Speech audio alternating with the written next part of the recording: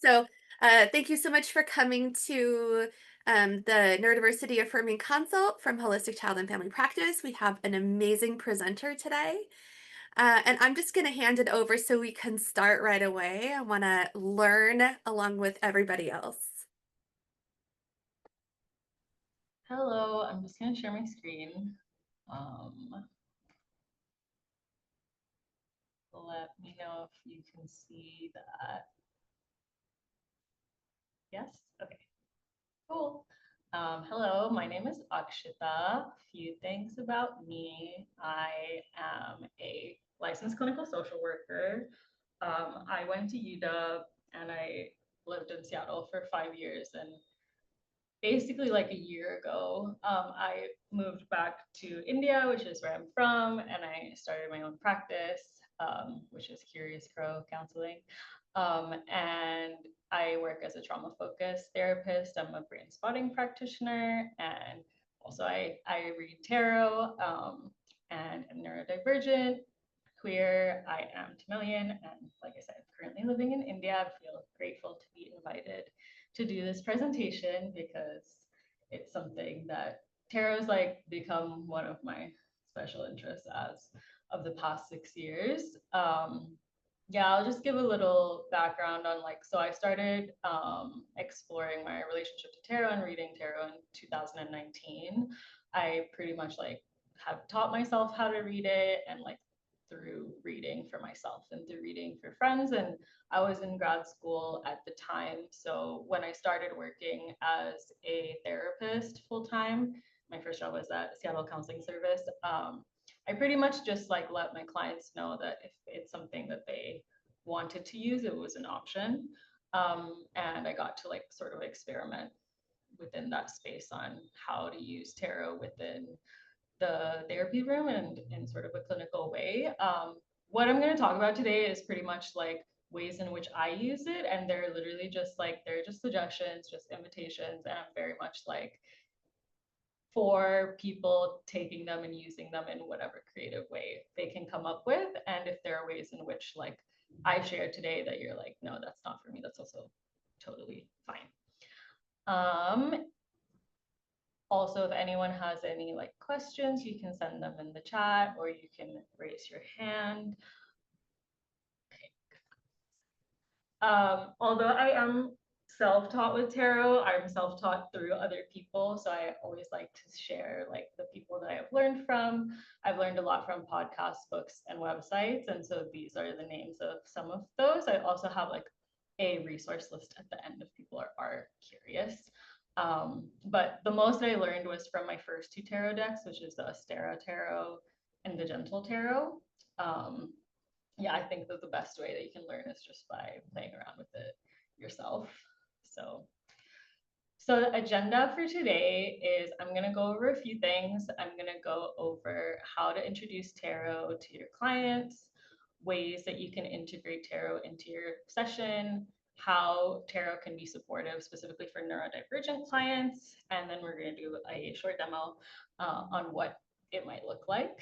Things I'm not going to cover today are history and origins of the tarot, how to give card readings, like in like a predictive way or in like a divinatory way, and uses of tarot sort of like outside of the therapy room. And we might talk about like some cards and like what they represent, but we're not going to go into like specific meanings of like several cards or anything like that. It's kind of outside of scope of this presentation. So starting off with like, how do I introduce tarot to clients? Usually when people reach out to me, they like know it's like a thing that I do because it's on my website. And separate from doing therapy, I do offer therapeutic tarot readings as well. It's not therapy, but it's like, you know, adjacent.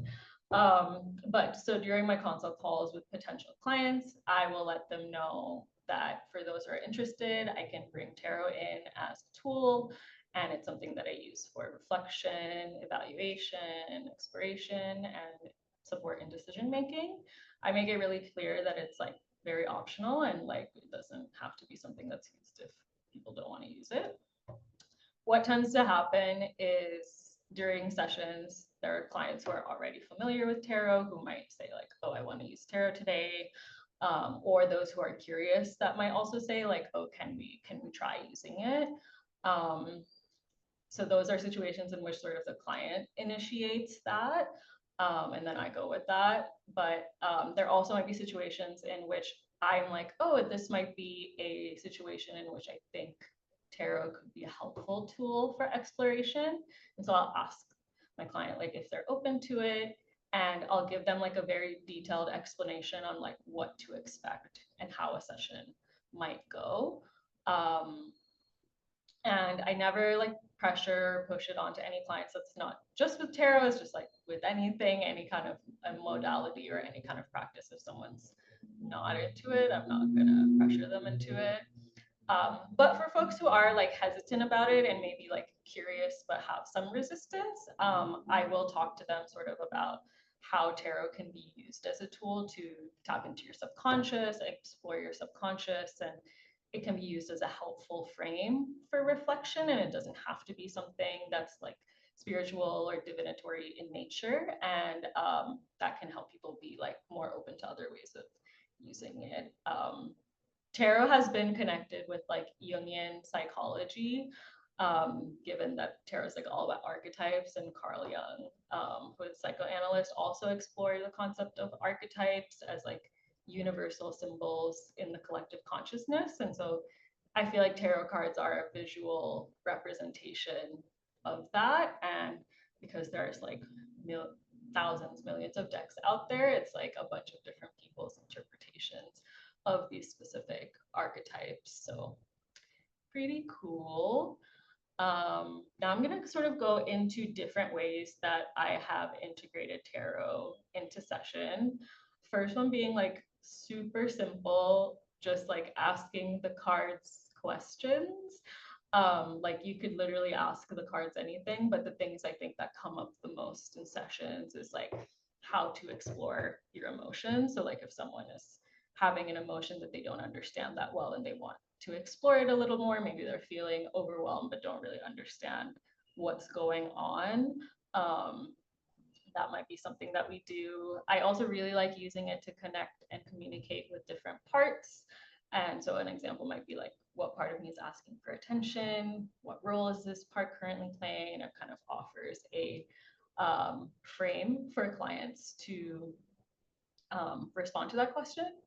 And so like when I do this, it's not that like we ask the question and then I pull a card and then I tell them. What I do is like I'll pull a card and then I'll show it to them. I'll ask them, what do you see in the card? And they might just describe what they see in the imagery. And then I will ask them like, what's coming up for you as you see this card? And they'll just sort of free associate essentially. And then based on the question we ask, I'll be like, so if you are using this card as like a prompt to answer the question that we asked, what would you say? So I pretty much just put it all on the client to say what's coming up for them. And I feel like that's like the best use of it in session. And sometimes they might ask me like, oh, what do you know about the card? And I tend to just be like, like whatever you're seeing is like very relevant. And then if there's anything I want to add, I might add a little more if I think it's relevant to what we're talking about. It can also be really great to find ways to support yourself, especially with clients who have like a really hard time coming up with strategies or remembering that they have like resources, whether they're internal or external. And also can be helpful in understanding relationships and how they are showing up within them. But pretty much it can be used to ask any question. So encourage you, like these are all questions that I came up with. So anyone can come up with questions on their own too. So here are some like other examples that are like relevant to the therapeutic space.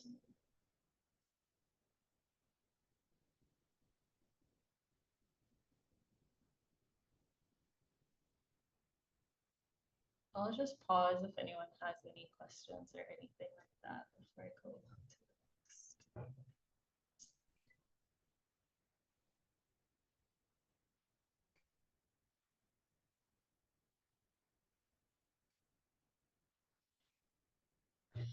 So the second way that I use it is by doing different kinds of spreads. You can find like tons of them online and in books if you just look up like tarot spreads for blank.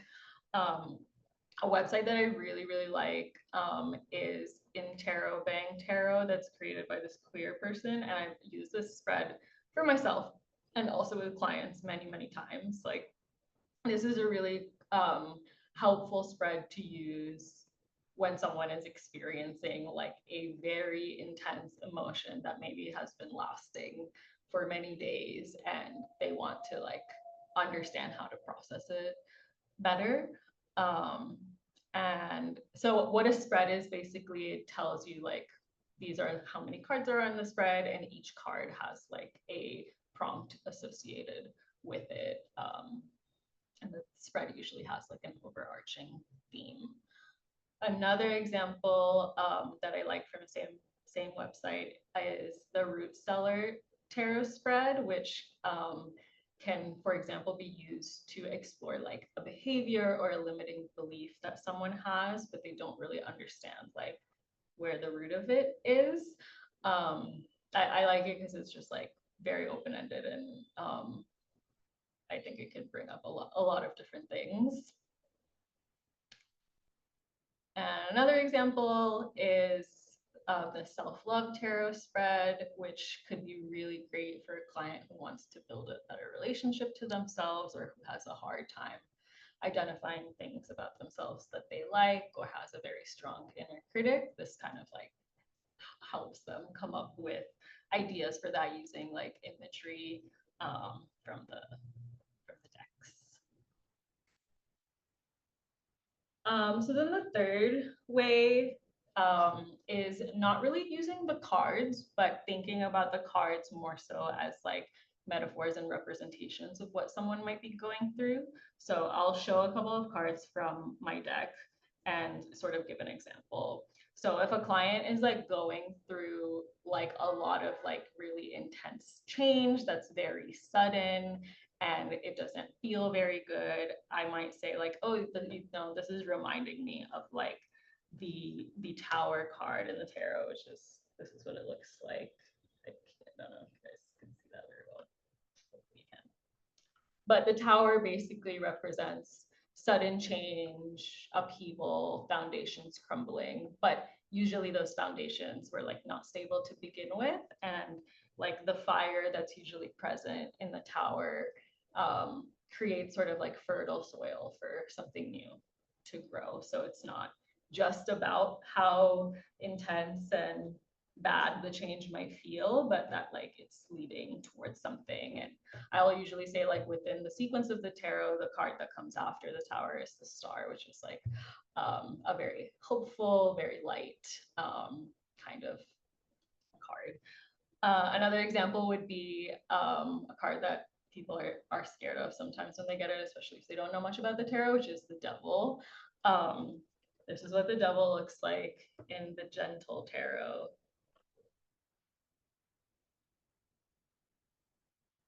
Kind of kinky, but I think about the Devil as sort of like, how do we keep ourselves in chains? What limiting beliefs might we be attached to? What ways of being might we be attached to? And like, how can we free ourselves from these chains? And usually the Devil card comes up when like people are being kind of called or pulled into old ways of being or old behaviors, and might, you know, not be might be being not very nice to themselves because of that.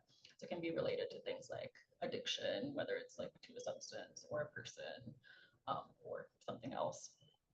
Strength is another one which I really like, and usually it has like a character that has is befriending a lion, and it's about sort of befriending shadow parts of ourselves, and also about finding strength in like emotional vulnerability, and that there's strength in showing compassion to parts of ourselves that are scary, and protector parts of ourselves too. And then the last one I will share is the Moon, which I think is very much like a card that's about exploring your subconscious. A way that I learned to interpret the moon from Lindsay Mack, who's one of my teachers, is the moon card is like you're swimming in the ocean in the middle of the night, and the only light that you have is the moon. So you can explore like the ocean as much as you want, but you can't see much. There's like a lot of darkness. So there might be illusions or a lack of clarity. But there's also the understanding that the moon and darkness isn't going to be there forever. At some point, the sun will come up and there will be more clarity as well. But it kind of represents how it might be like very scary to go into the process of exploring your subconscious. And I think parts of therapy can definitely feel that way. Um, so like with all the cards, I think we can make a connection between the card and the collective unconscious, since our psyche is sort of filled with different archetypal images, and our subconscious especially likes to I don't know, I guess process things within metaphors is what I found through like um, dreams, and also sitting with a lot of people who are doing processing with brain spotting. So that kind of goes into like my last way that I integrate tarot, which is like using it in conjunction with other modalities.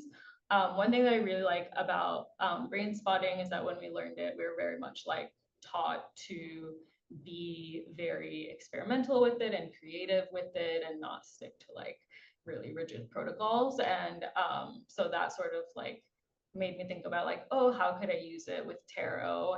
And I've used it in a way where I basically like in brain spotting, there's usually something that you focus on, and we pick the focus and then we pull a card based on it. And I ask people like, what's coming up for you somatically when you see this card? Like, what are you noticing in your body? What emotions or sensations or thoughts or memories are coming up? And then we sort of use that as the starting point for processing. Like I said before, it can also be very well integrated with parts work and internal family systems, like identifying parts, connecting with parts, identifying their roles, making space for them, communicating with them, trying to understand what they need and how we can provide that to them. Tarot can also be like helpful just in terms of prompts for journaling or prompts for making something through like expressive arts. Like I said earlier, I also like it can be integrated just like with polyvagal theory and somatic responses to tarot by like asking someone questions, not about what they think about the card, but like what the card is bringing up for them in their body. So like I said before, what sensations are you noticing in your body, and like what emotions are coming up tied to this. And like a question you could even ask like the deck would be like, what state is my nervous system in right now, and like what stories am I telling myself because of that. Also pause if anyone has any thoughts or questions.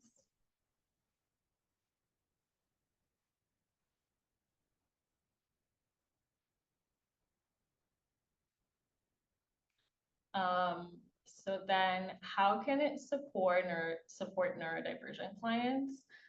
I just came up with a bunch of different ways that I have experienced within sessions with clients. So I recently had a session with a client who is ADHD and sometimes just has a difficult time knowing what to say or what to talk about in session, even though there's like a lot that they do want to talk about. So we were like, oh, maybe we should like explore using tarot, and they were very open to it. And at the end of that session, they were like, that was really helpful because it like offered the structure for me to know where to start. And like it was like sort of prompting. Also can offer imagery to start from for clients who have alexithymia and difficulty in understanding or identifying their emotions. like I said before, identifying needs and strategies to support oneself. It can also act as like a mirror when someone's feeling very confused and overwhelmed. If like someone is building a relationship with tarot that's more personal and outside of the therapy room, it can be a way to create a routine, like they pick a card at the beginning of the day or they pick a card at the end of the day, and that like supports them with having some kind of ritual. I do sort of do that in my sessions. I don't pick tarot cards, but I pick affirmation cards at the end of my session. So like it's part of like the, I guess, ritual of having a session. That's a way to start and a way to end. Um, I found personally for myself, like I got super into tarot during the early stages of like the pandemic and when, you know, everything was locked down.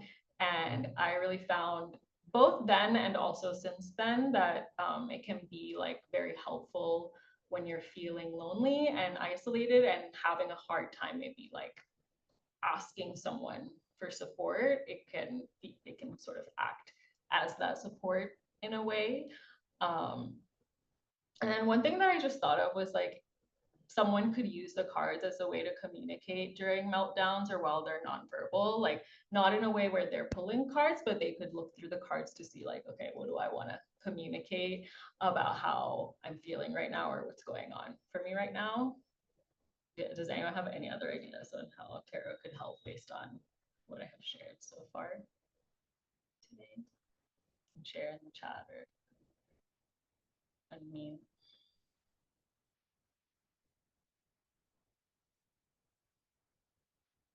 Oh, I have something. Also, hi, Akshi. It's good to see you. Kelsey, you too. Yeah. This is interesting just because I've been using this for myself, or I have an oracle deck that I've been using for myself when I'm overwhelmed and confused, or if I feel like I'm just like stuck in rumination and don't know where to start with my needs. So I've been suggesting that to clients, as just like, so I feel like because I'm using it in a confused, overwhelmed way and not knowing the needs, I was like thinking about how I can use that with people. So I appreciate this.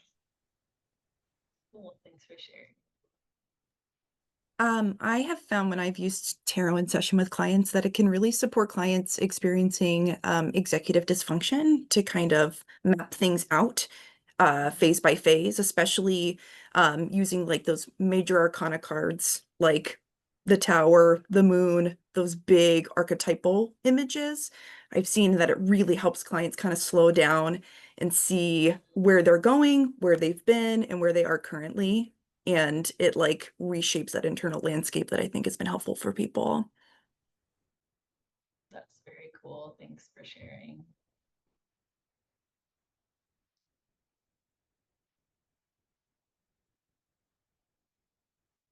Alrighty. Demo. Do you want to pause the recording?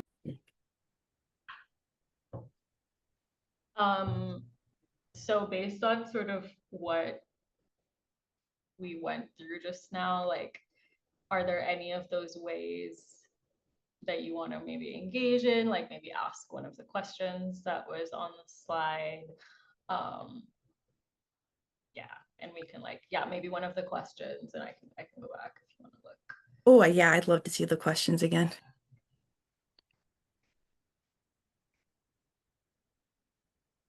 Tell me if you want to go to the other slide too. Ooh, I'm feeling really called to the question about anxiety and overthinking and the function of it. What's your relationship to anxiety and overthinking? Yeah, so I have been an anxious person since I was really, really little, diagnosed with generalized anxiety. It's something that's present for me on a daily basis that I have to manage. And yeah, it's an up and down everyday struggle. Cool. Yeah, we can definitely do that.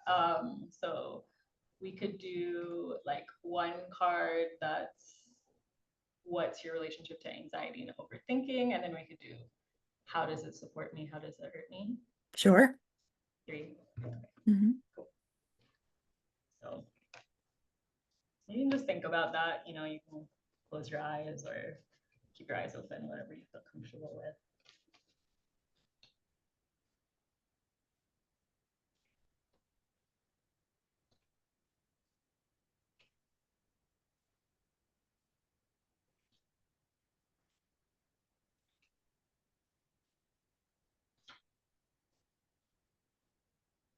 So I'm going to cut the deck into 3 piles, and I'll just have you choose left, right, or center.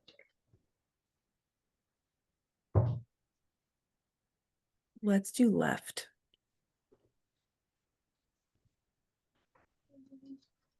What's your relationship to anxiety and overthinking? How does it support you? And how does it hurt you? Just go one by one.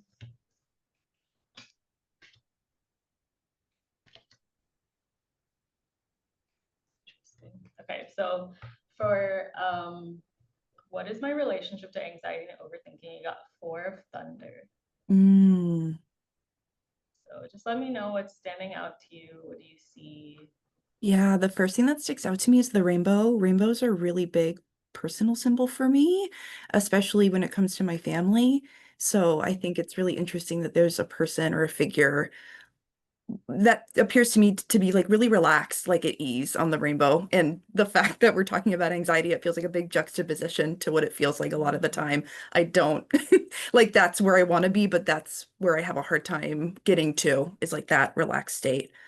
So that's what's really sticking out to me. Is there anything else that you're seeing?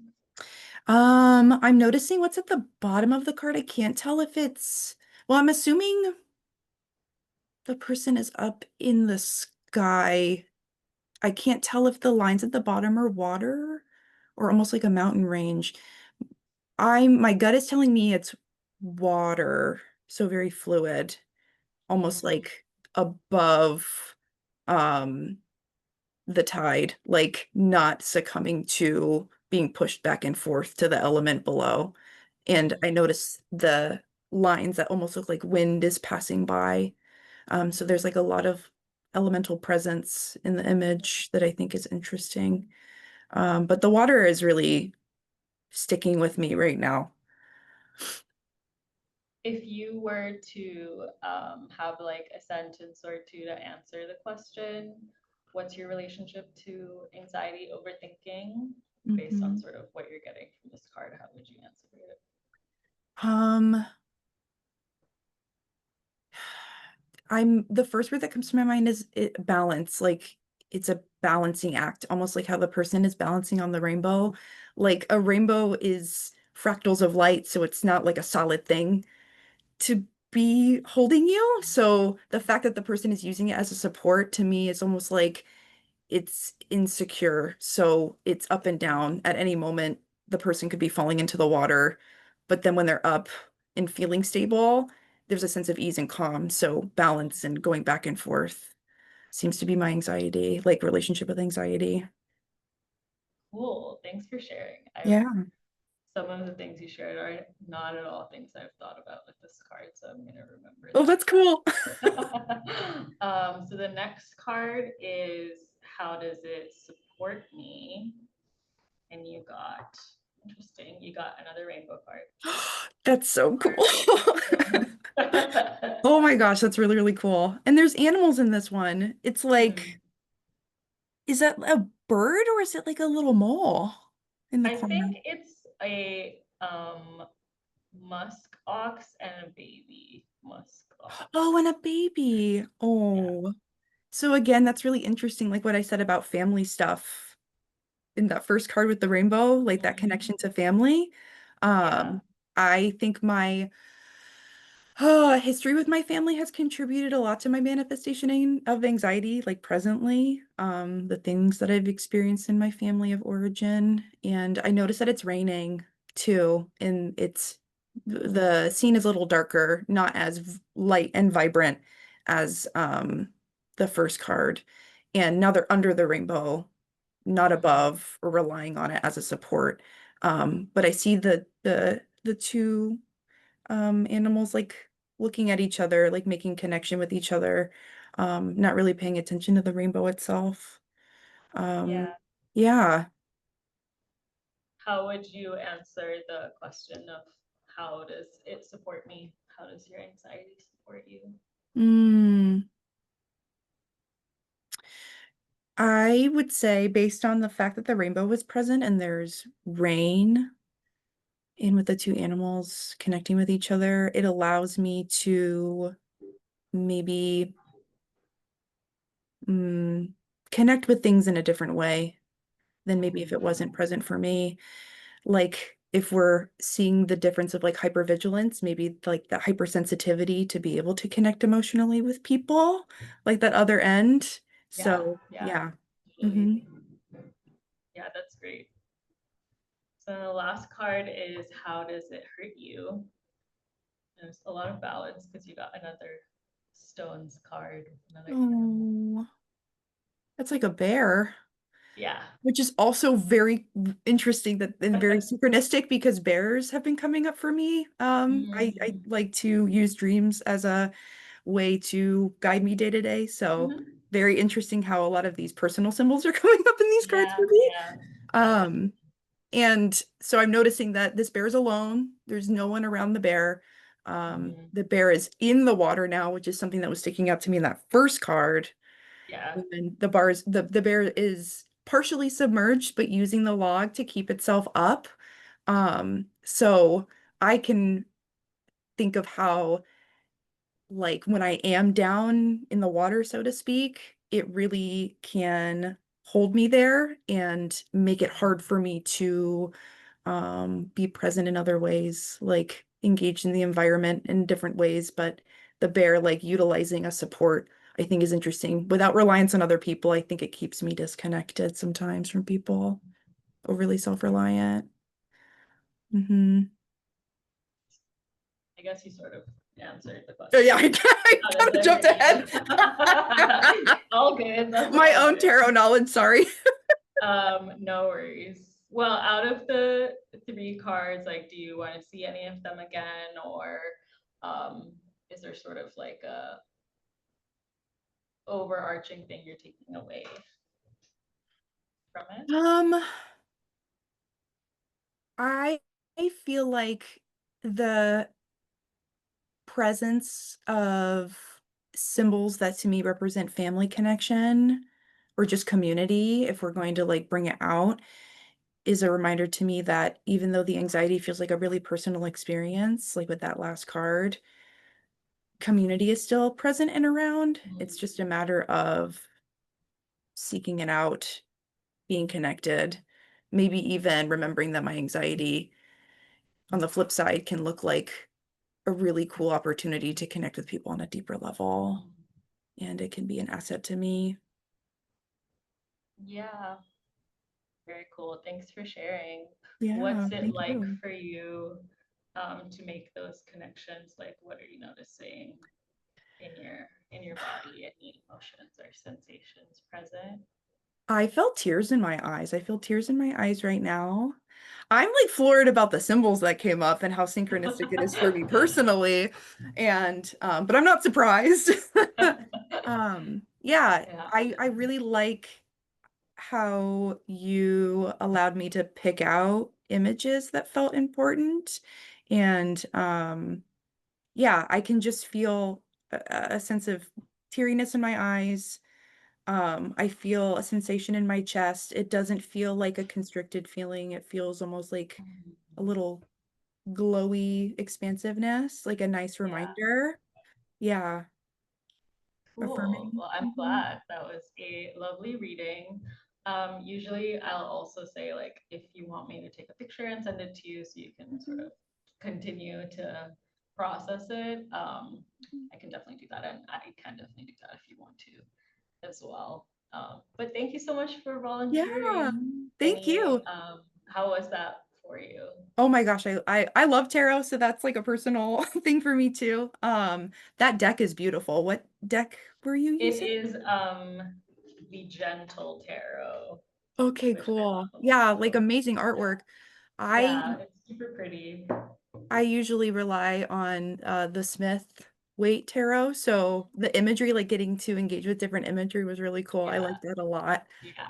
Mm-hmm. It is created by this indigenous artist who like based it off of like her life in Alaska. So there's like a lot of nature imagery in it, and instead of swords, it's thunder, and instead of pentacles, it's stones, and instead Oh, of okay. page, knight, king, queen, it's seed, root, flower, harvest, which I really like. Mm-hmm. That's amazing. Kind of like How cool. non-gendered as well, and Yeah, non-feudalism stuff. that's awesome. So cool. Yeah, thank you. I'm just gonna Yeah. see if there's any questions. Yes, the Gentle Tarot, which also I listed it on the slide. So when they send the slides, you'll have the name too.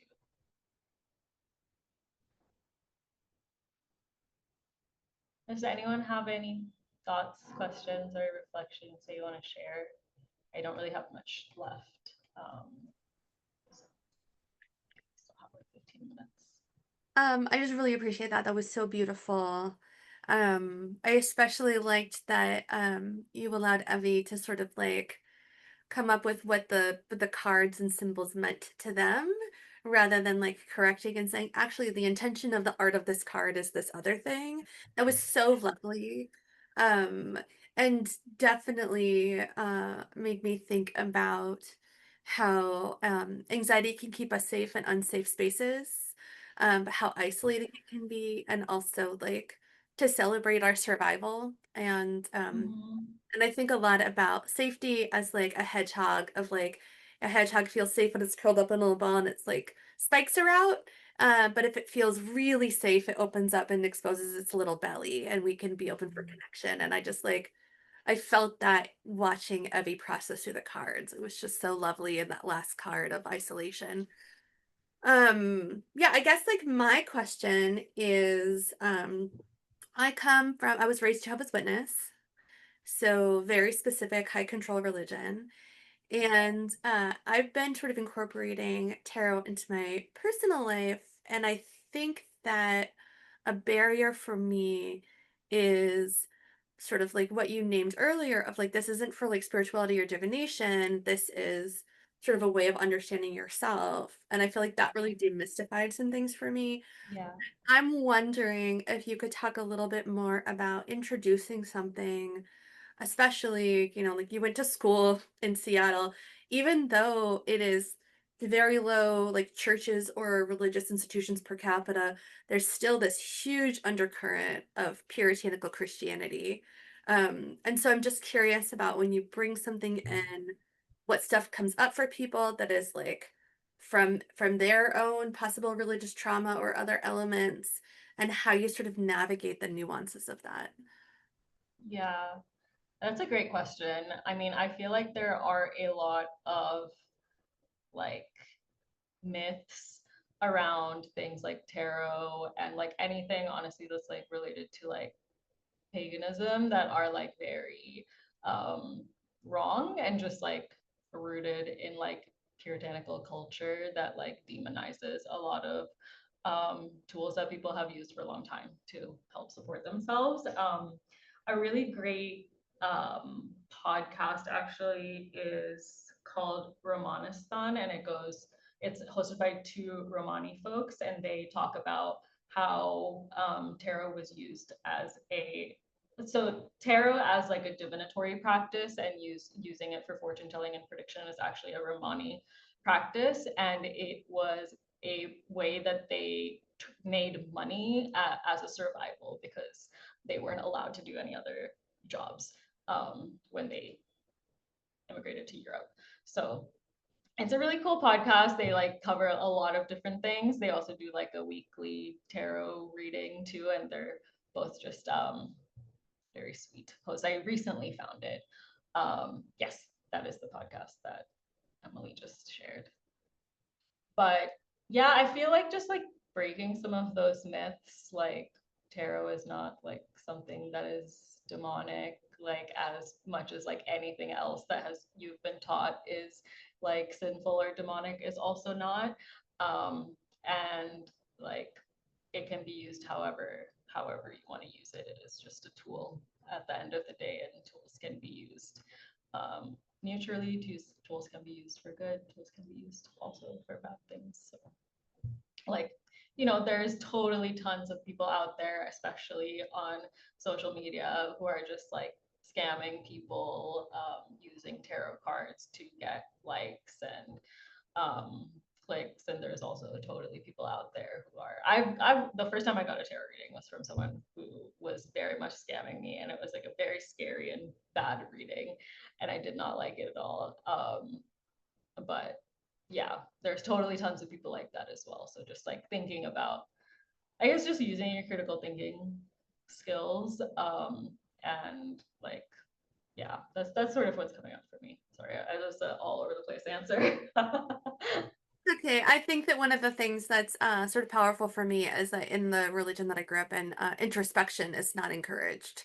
So Mm, any sort of like meditation, clearing your mind, asking yourself deep questions is discouraged because you could be possessed by a demon or be susceptible. And so I think that like being able to pull the string of what does it mean to have an entire like culture's practice to be demonized and fear-based, and how does that keep you from connecting with yourself or different parts of the community, I think is like a lovely way of moving through the world. yeah, I mean, a question I always ask, because like cults are also so prevalent right now, and there's like a lot of overlap with cults and religion and spirituality, is that like if there's any organization that's like telling you what you should think and discouraging you from doing like your own inner work and coming up with those answers on your own, that's like a red flag for sure. And I feel like both in like Christianity, there's that, because they want you to like give your power away basically to the priests who have a connection to God. And in India, they have that too, with like more conservative versions of Hinduism, where like you give all your power away to the priests, and they're the only ones that have a direct connection to like God or spirituality. And I mean, it's a very easy way to control people when you do that. So yeah, that's kind of how I frame it for some from people as well, of like, you have power within you as well. You don't have to give it away to a stranger who tells you that they might have this connection, but you don't actually know. I love the idea of this being a tool for taking your power back and trusting your own intuition. I think that that's something that is really difficult for neurodivergent people. We've been told our whole lives things aren't too scratchy, it's not too loud, all of these other things, or that we're reading a situation wrong, and we turn off our interoception and we ignore instincts. And I think that this is such a beautiful tool to like connect you back with your own inner wisdom and your own intuition around something. Um, I Yeah, have, that's great. I have a question in the chat, which is curious how you worked with the death card if it comes up in session. Oh yeah, the death card is honestly great. I mean, like when people see it and they don't know it, they might also like the devil feel kind of like, you know, jarring. But death is pretty much just like, if you think about the tower card being like very sudden change, death is like change, but that happens very naturally. So like right now it's like fall in Seattle and the leaves are falling. That's like part of the death process, is that there is a cycle that happens that is very natural. And a lot of times it's about like a period of your life ending, or a cycle coming to an end, or like you grieving something, whether it's a person, place, behavior. Yeah, so there's some different ways in which I might present that, and usually someone's able to pull something that's relevant to their situation out of that. Again, it's like trying to shift away from like fear-based stuff. What I really like about the podcast Tarot for the Wild Soul, and also Lindsay Mack in general, is the way that they teach tarot is very much like there are no bad cards, and that all cards have medicine and all cards have wisdom, even if some cards might like look very jarring and very scary and intense. We don't need to separate cards as like good or bad. They all have they're all just like energy and archetypes of mirroring of something or the other.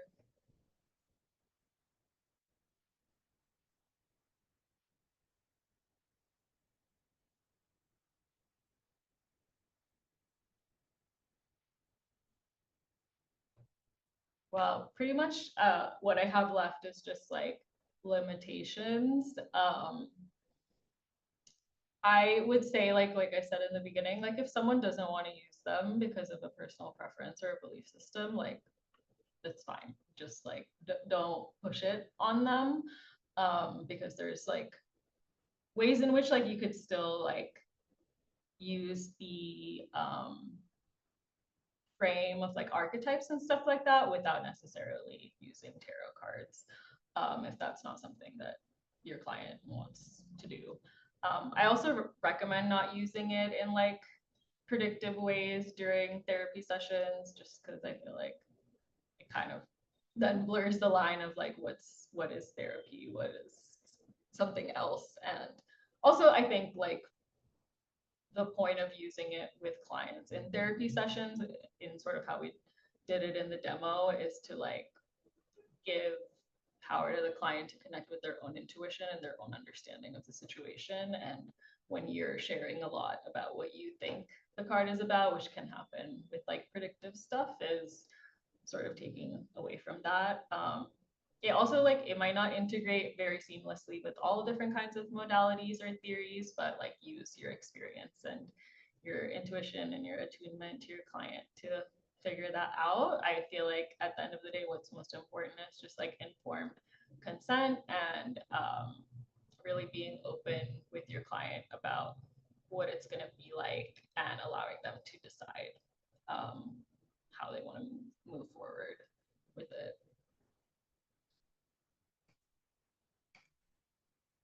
Anyone has any other questions? I don't have anything else. I have some resources, but I'll just send it with the PowerPoint deck.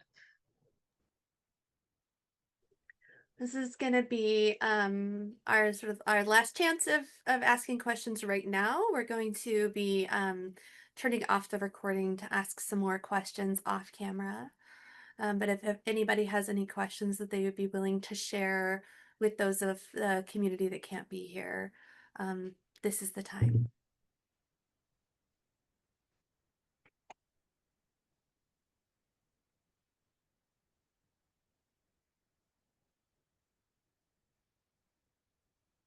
Okay, do you want to share the resources and then we can end the recording and then move into some more off-camera time?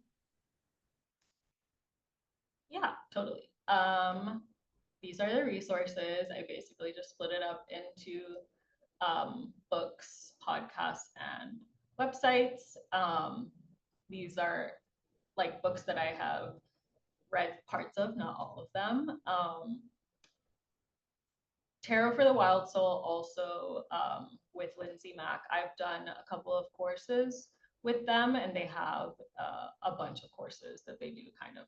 Some of them are live, some of them are more like asynchronous. So, but they're all available online. And they also are about to publish a book that's also called Tarot for the, or no, the book is I think called Rewilding the Tarot, and coming out of the deck. So that's coming out soon too. The tarot diagnosis, also shout out, is made by a therapist, and so it's like very all the episodes are like relevant to therapy in one way or the other, and I really like their podcast too. So that's pretty much it. Thank you all for listening. So happy to share this with you. Hope it's helpful. Thank you so